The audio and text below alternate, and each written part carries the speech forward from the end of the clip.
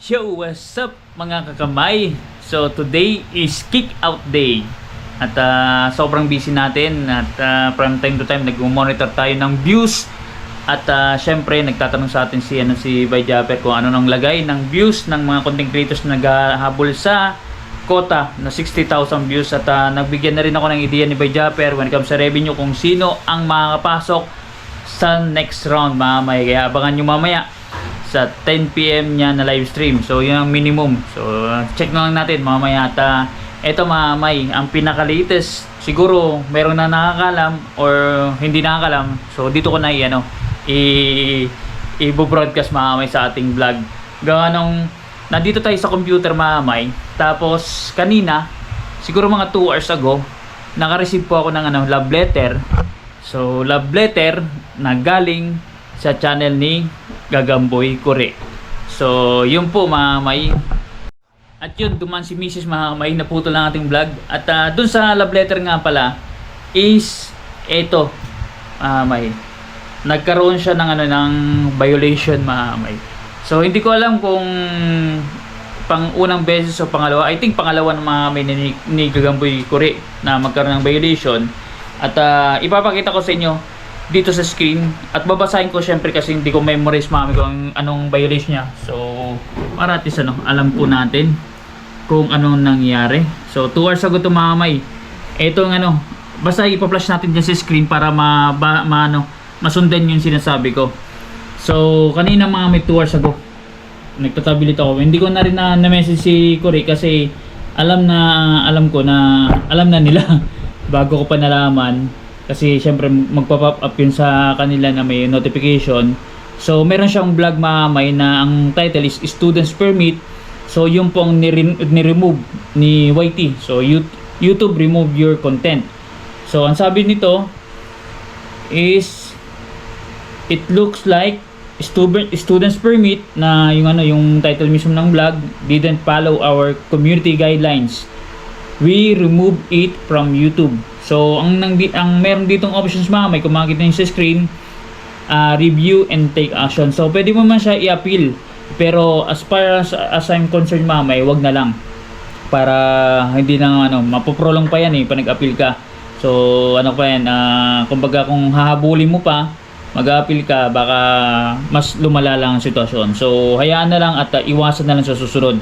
So ang sabi dito mamay, what we found, we think your content violated our harassment policy. So, ito kasi mamay, hindi ko napanood ang mismong video, pero I think dun sa title ni Kore, malamang mamay, meron siyang pinakita dun sa loob ng content ng information.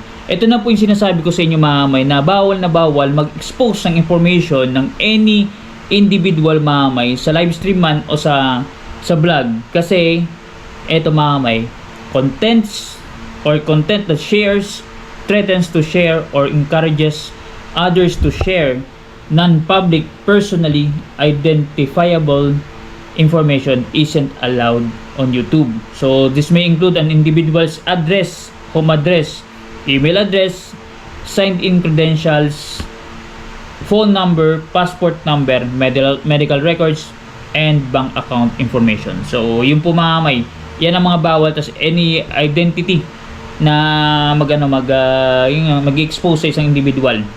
So kaya tinanggal nila mamay para for security.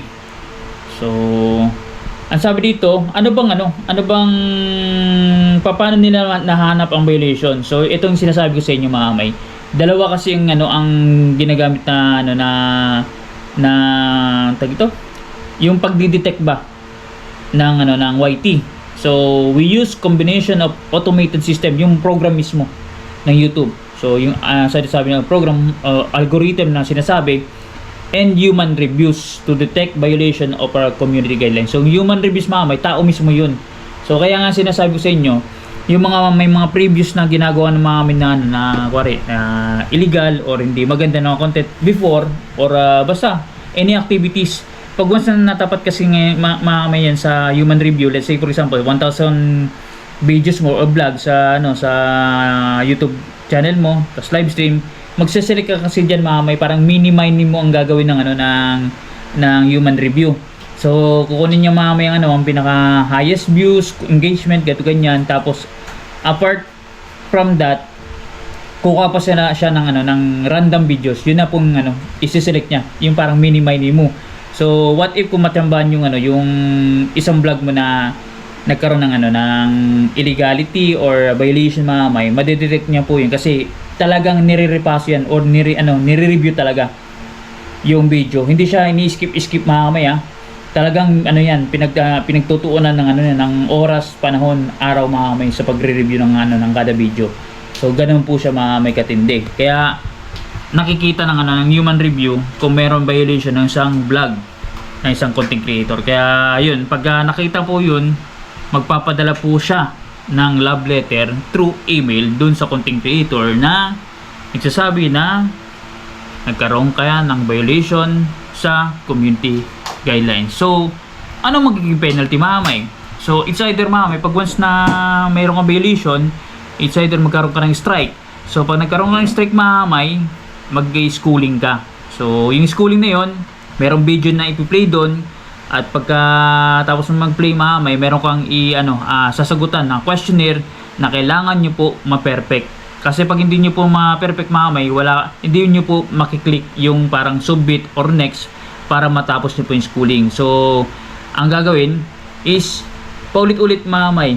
Kung hindi nyo na perfect, pupunta ka sa video kasi nandun lang po yung answer dun sa tanong.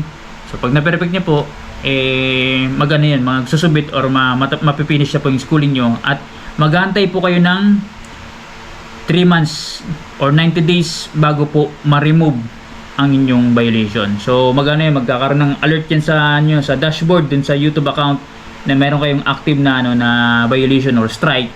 So mawawalan siya after 90 days. Ngayon, what if mamay meron kang current na violation at nagkaroon ka ulit ng violation. So magdadagdag po siya mamay. So yun ang pagkakalam ko. So kung mayroon kang existing na isa, nagkaroon ulit ng strike na isa, detail dalawa na mamay. So isang strike na lang.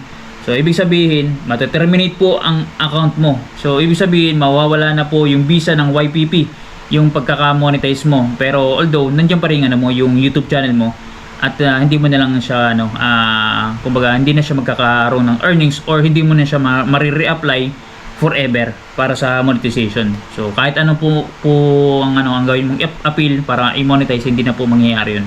So kumbaga magagamit mo lang siya sa pananood to support yung ibang content creators na pinapalo nyo. So yun pong magiging visa na lang. Pero earnings wala na po yun. So null and void para sa content creators. So what if kung merong sasahurin yung content creators doon, so hindi na rin po niya makukuha yung yung sahod na yun. So saan mapupunta yun?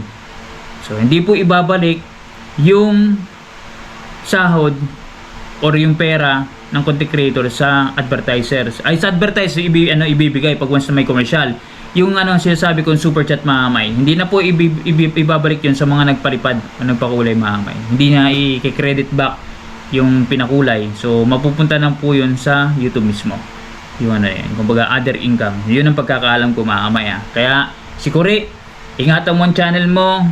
So pag alam mo na medyo skeptical ka o nagdadalawang isip sa ilalabas mo ng content, nandiyan naman sina Kanuton, sina Step, sina Katuba, ipa-review mo muna yung vlog mo at ko lang may sa mga content creators ng mga kasabang ko dito sa Sorry Family, sa community natin, sa mga nanood, vlogger man kayo, hindi, sabi natin mamay, try to surf the net mamay.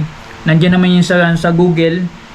Intindihin nyo lang po mamay, i-search nyo lang YouTube community guidelines policy mamay, lalabas po yan kahit pa paano magkaroon kayo ng informasyon, basic lang para at least aware kayo sa gagawin yung content. Kasi pag zero knowledge kayo mamay, nakaakibat na po sa inyo yung talagang pwede kayong magkaroon ng violation.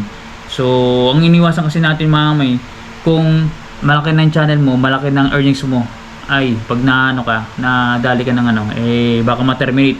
So inulit ko mamay, 3 strike, terminated ang account po, mawawala ka sa monetization. Pero mamay, there is a certain case mamay na isang strike lang na severe, ibig sabihin malala na strike, so pwede po ma-terminate. Kumbaga magsusupersede yun, yung isang strike lang na severe dun sa 3 strike. So hindi na po siya susundin yung 3 strike mahamay. Isang strike lang na severe, wala ka na po sa YPP. So hindi mo siya pwede ipamonetize. So ang gagawin mahamay, magkikreate ka na ngayon ng YouTube channel na paribago, and hindi mo na magagamit yung account name mo. Kuwari gagambay kure, kung anong nakalagay doon na pangalan mo, hindi mo magagamit nun. Hindi ka na makapag-create nun. So kumbaga markado ka na sa listahan ng YT na meron kang previous na violation. So ang iba, paano na? Bakit nakakalusot? Nakakalusot yun, pero hindi po all throughout nakakalusot. So kumbaga magkakaroon ng conflict yun later on sa kanilang account. So yun mamaya, at least nabigyan ko kayo ng information. At sobrang natin, busy natin talaga sa sa dito sa Team Subasco at sa Team Gonggong. Ako mamay, sobrang na-excite ako talaga sa mangyayari mamaya sa magiging update ni Bay Japper, kasi nako, hindi ko alam kung makakapasok yung mga manok ninyo. So yung iba pasok na kasi 20 sa Team Subasco and 13 yata doon is talagang pasok na mahamay sa review, ay sa revenue tsaka sa views. Ngayon yung 7 na lang na natitira, tapos sa Team Gonggong yung 4. Antayin natin mahamay kung makakapasok silang lahat, kaya abangan. Siya nga pala mahamay, meron lang pahabol. So si Kuri mahamay, meron yan earnings, so kaya ingatan mo Kuri yung mo, yung channel mo, kasi sayang yung yung mga yung sahod mo tsaka sasahurin mo onwards. So alam mo naman, may potential ka na content creator na pwede talagang magkaroon ng earnings na maganda. At meron akong pansin mahamay, meron na naman siyang upload mahamay, di ba? Sabi ko minor yan si Kuri. Kumbaga makikita yan sa sa YT na kumbaga syempre madedetect ng automated, or pag na-check yan ng human review na makita na parang baby face pa, baka siya mabigyan na naman siya ng warning. Yung niya, yung vlog niya may is siya, tapos kasama niya yung kapatid niya, at yung setup niya mahamay is no, it's not made for kids. So yun lang po mahamay ang isa sa mga mga problema ni Kuri. So kapag ganon Kuri, pag wala kang kasamang yung parang adult, so i-set up mo ng yes, it is made for kids, para at least safe ka sa mo sa vlog mo. Kaso lang turn off ang comment section. Okay lang yun, basta at least marami naman nanonood sa iyo na nagsusumusuporta. Yun naman kasi ang pinakamalaga. So at least na nabigyan mo ng ng informasyon yung YouTube na ito ay it is made for kids, kasi may bata kang kasama at bata ka pa rin. So yun lang po mamay, para at least awareness para sa lahat mga content creators, yung mga bagay na na dapat nyong alamin dito sa YT, at mga setup sa sa analytics mamay, pag-aralin ninyo, para at least aware kayo sa ginagawa ninyo sa dito sa mundo ng social media, lalo sa YouTube mamay. So that's it mamay, salamat po.